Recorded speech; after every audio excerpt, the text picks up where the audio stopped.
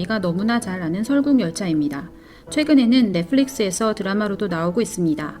이 영상을 보는 모든 분들에게 하나님의 마음이 부어지길 소망하며 바로 영화로 들어갑니다. 머리칸도 시끄럽고 외롭다고 오히려 화를 냅니다. 그러면서 기차 안에 모든 사람이 평안하게 살아가려면 균형이 필요하다고 말합니다. 그중 인구의 균형이 아주 중요하다는 소리를 하죠. 그냥 원래대로 놔두면 사람이 죽는데 너무 오래 걸린다는 충격적인 소리를 하며 사실은 자신이 이 폭동을 일부러 일으켰다고 말합니다. 길리암이라는 꼬릭한 첩자를 통해서요. 결국 이 모든 건 윌포드의 계획이었습니다. 결국 제가 지난 킹스맨에서 설명해 드린 대로 적과 아군은 결국 같은 편이었던 거죠. 그런데 이 장면이 현재 미국에서 일어나는 조지 플로이드 사건과 뭔가 닮아 보이는 건 저만의 생각일까요? 일부러 폭동을 일으킨다. 조지 플로이드의 사망으로 인해서요. 현재는 그의 아버지가 33도 프리메이슨이었고 그도 몸에 프리메이슨 33 몸신을 한 정과 구범의 마약 중독자이며 2014년 지구온난화 문제로 점차 날씨가 악화되던 시기 온난화 문제를 완전히 해결하기 위해 전 세계는 연합하여 기온을 내려주는 인공 냉각제인 CW7이란 성분을 살포하게 되고 그로 인해 세계가 얼어버립니다. 전 인류는 멸종하고 유일하게 살아남은 생존자들 이 기차에 타게 되었죠. 이 기차에서 가장 중요한 곳은 바로 이 기차의 엔진이 있는 머리칸입니다. 머리칸 문 앞에 크게 쓰여 있는 W는 이 기차의 엔진을 만든 윌포드를 상징합니다. 일루미나티 세력에서 이 W의 의미를 아시나요? 이 알파벳은 그들에게 너무나 중요한 알파벳입니다.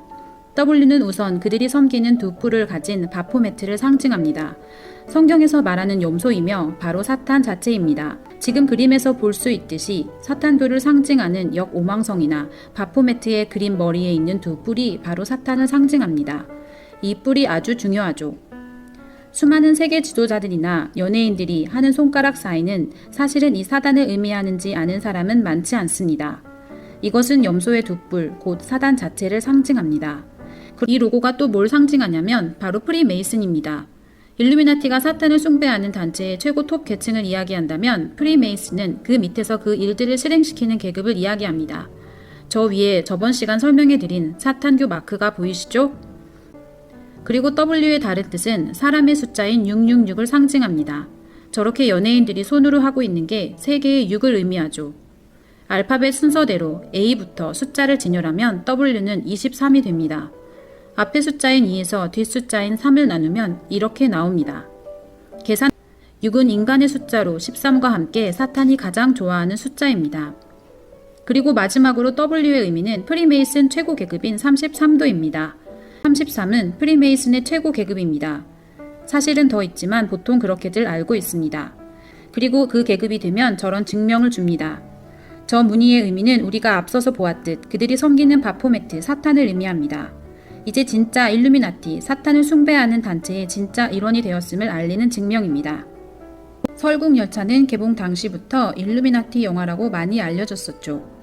그들이 이 기차 안에서 꾸미고 싶은 사회가 바로 신세계 질서입니다.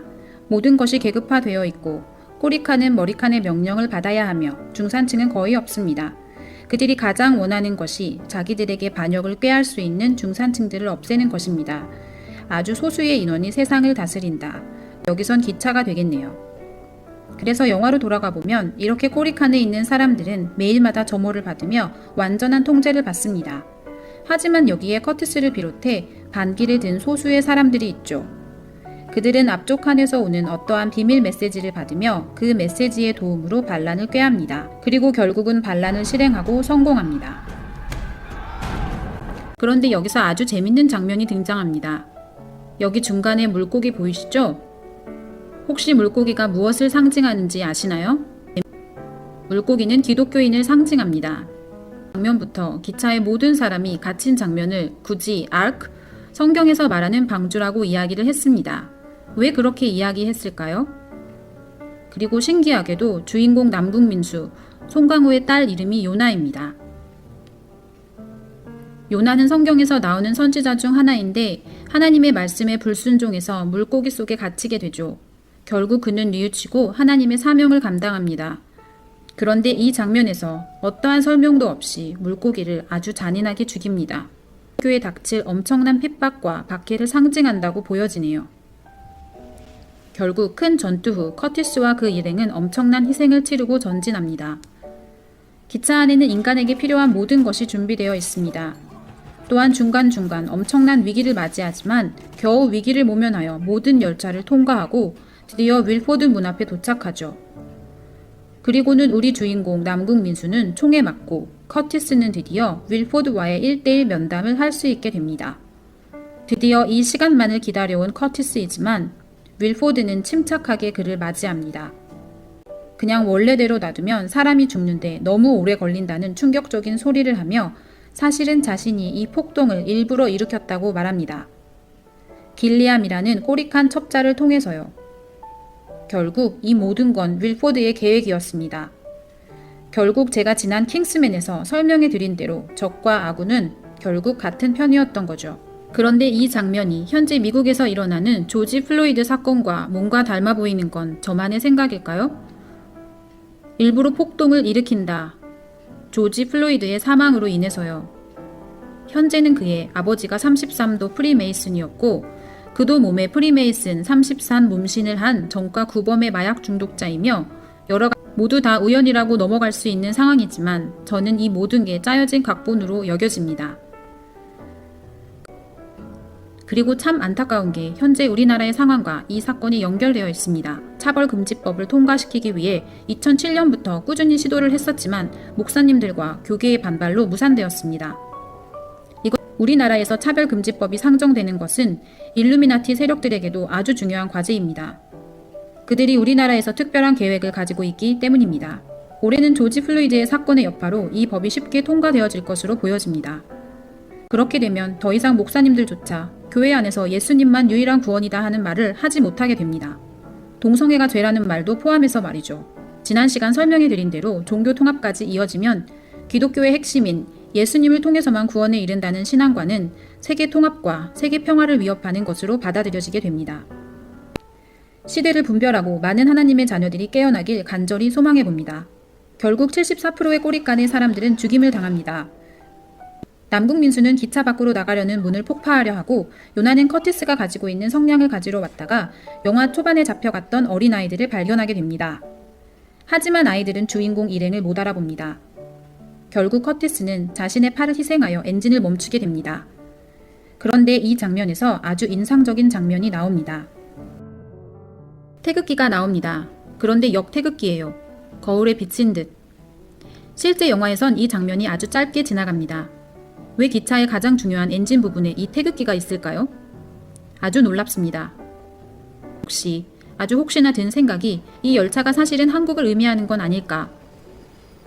이미 한국의 가장 주요한 엘리트 그룹들은 다 그들의 손안에 있고 처음에 발표한 CW7이 시빌 워 7, 7년 뒤 내전이라면 설국열차의 개봉이 2013년 7월 29일 날이었으니 올해가 딱 7년째 되는 해이고 그리고 아주 우연히도 설국열차 드라마가 올해 5월 17일 날 첫 에피소드가 개봉했죠.